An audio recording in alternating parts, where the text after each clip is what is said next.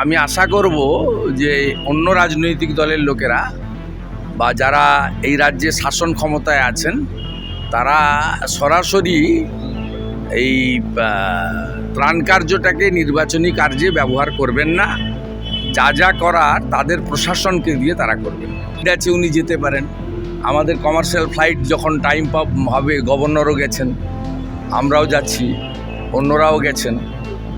ওনার charter flight আছে তাই গেছেন, কারণ তৃণমূলের ইলেকটোরাল বন্ডে অনেক টাকা। সঞ্জীব গোয়েঙ্কা 400 কোটি টাকা দিয়েছে, ডিআর লটারি 600 কোটি টাকা দিয়েছে। অর্থাৎ একটা কেন 5টা চার্টার ফ্লাইটে মাঝরাত্রে, ভোরে, সকালে, রাত্রে সব যেতে পারে।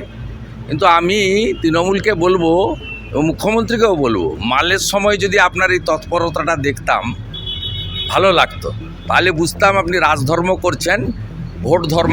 লোকসভা ভোটের আগে আবারও ব্যাগ ভর্তি বোমা উদ্ধারের ঘটনায় তীব্র চাঞ্চল্য ছড়ালো দক্ষিণ 24 পরগনা জেলার ভাঙড়ের পাওয়ার গ্রেড এলাকায়।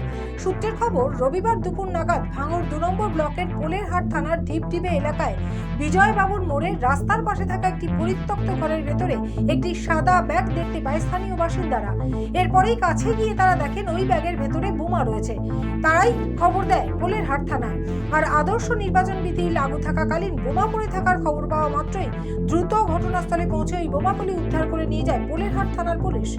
নির্বাচনী আবহে এলাকায় বোমা উদ্ধারের ঘটনায় ইতিমধ্যেই শুরু হয়ে গিয়েছে রাজনৈতিক চাপানুতোর। I would like to assess the situation for myself. That is why I have come here. I will visit the field, talk to the people affected, and also share the experience of those who underwent the tragedy. I will also try to see the welfare of those who are injured, crops damaged. Then I will contact the National Disaster Management Authority and all other agencies that are involved in relief operations. I am already in touch with the Delhi on this issue. After visiting the places and interacting with the people, then I will tell you my assessment of the situation. One more thing, sir. I just want to my own assessment after the field situation. I will certainly do whatever is expected of a responsible governor. 2024-এর ভোট উৎসবে লোকসভার সঙ্গে এবার বরানগরের বাড়তি পাওনা বিধানসভা নির্বাচন। নাম ঘোষণা হতেই সম্প্রতি বরানগরে এসে তৃণমূল কর্মী সম্মেলন করে গিয়েছেন তৃণমূল প্রার্থী সায়ন্তিকা ব্যানার্জি। পিছিয়ে নেই বিজেপিও। সপ্তাহ শুরুর প্রথম দিন বরানগরের আলমবাজার থেকে বিজেপি কর্মীদের সঙ্গে নিয়ে পায়ে হেঁটে প্রচার সারলেন বিজেপি প্রার্থী সজল ঘোষ। সাধারণ মানুষ সহ পথ চলতি মানুষজনের সঙ্গে কথা বলার পাশাপাশি শোনেন তাদের অভাব অভিযোগও। তবে ক্ষমতায় এলে সমস্যা সমাধানের আশ্বাস দিতেও শোনা যায় বিজেপি প্রার্থীকে। দূরত্ব হচ্ছে 300 কিলোমিটার। সুকান্ত মজুমদার পারলে কালকে রাত্রিবেলা এসে পৌঁছাতে পারতো না? 4 ঘন্টার তো রাস্তা, 4 থেকে 4.5 ঘন্টার তো রাস্তা। আপনি গাড়িতে পৌঁছে যেতে পারেন। ঝড় হয়েছে কটার সময়? 4:30। আপনি তো চাইলে 9টার মধ্যে পৌঁছাতে পারতেন।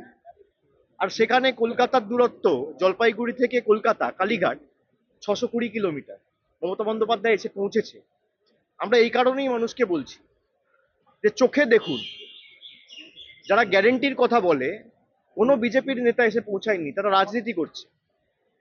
আজকেও যারা গিয়ে ছবি তুলতে গেছে মানুষকে পরিষেবা না দিয়ে, কি কাজ করেছে এরা?